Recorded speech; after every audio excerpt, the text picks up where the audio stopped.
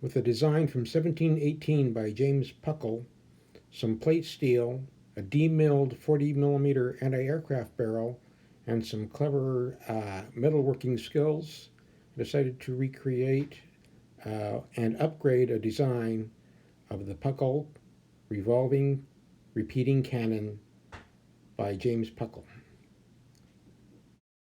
I started my project making a prototype in a smaller caliber, worked out all the bugs, the design issues, the trying to foresee problems before I tackled it on a larger scale gun. I had a successful build on the smaller model and decided that going to the 40mm high pressure system would be quite feasible. As you can see, the chambers are mounted to a single circular plate that has a captive nut in the crank. The captive nut is turned, driving the plate with the chambers firmly into the breech of the barrel. As the shot is made, the crank is backed off, the cylinder is rotated over to the next chamber for firing. Here's the receiver being machined out from chromoly alloy steel in preparation for mounting to the barrel. Here the trunnions have been turned out and then added to the receiver with reinforcing rings. Once the trunnions have been welded in place, the receiver is now ready to be fitted to the barrel. The receiver's inside dimension is smaller than the barrel's outside dimension. This allowed me to shrink fit the receiver onto the barrel, locking it permanently in place. Here I am manufacturing the housing that will enclose the captive nut, which will allow the plate to be driven forward and backwards on the gun's threaded axle.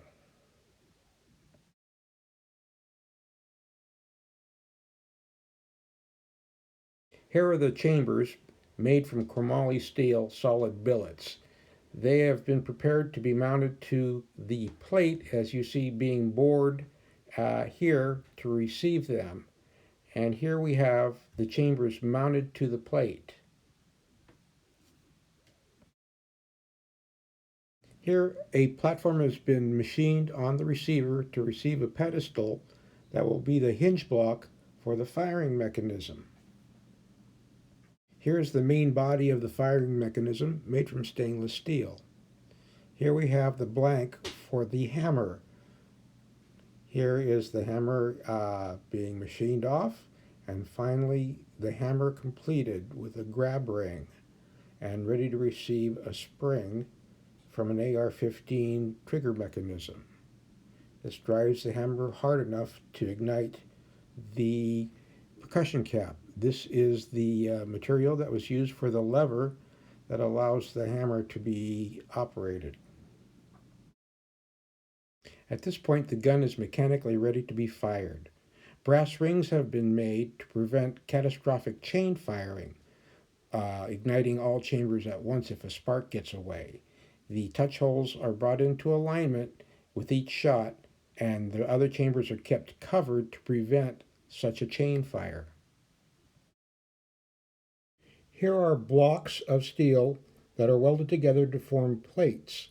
The plates will then be machined and bored to make the trunnion blocks that support the cannon in the carriage or cradle.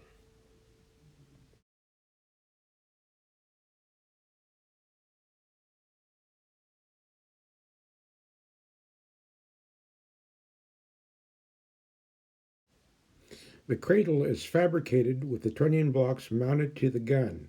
This is to ensure proper alignment and to ensure that the cradle will not deform and place the gun out of alignment to the trunnion blocks. Here we have the plate and hardware to make a bearing plate and pintle, which is mounted to the cradle, which will then fit to the mounting on the carriage. Here are the components that will make the tripod for the Puckle Gun.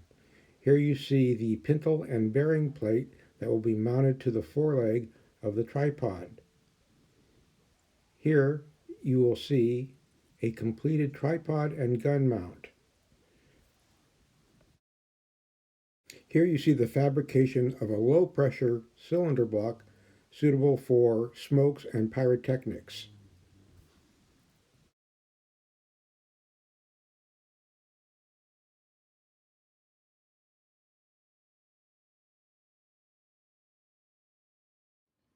All right, amazing Puckle Gun, firing low-pressure system.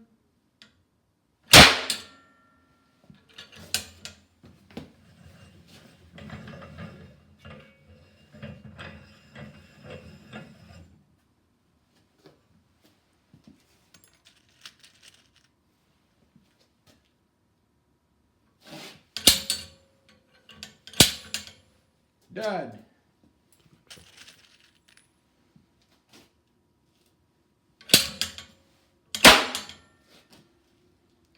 Okay. Okay.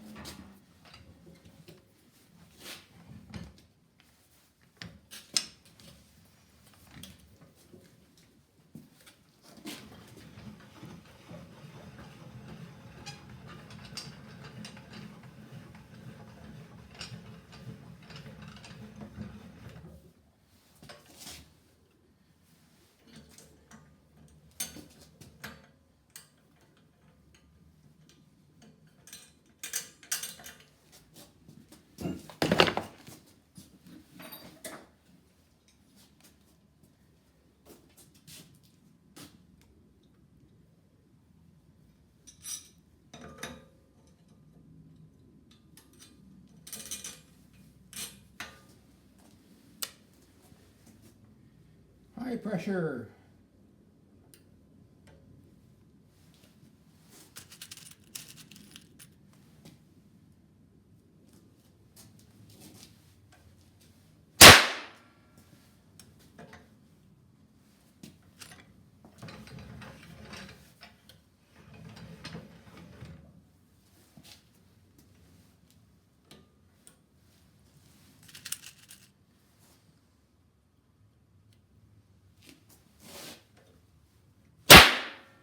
Okay.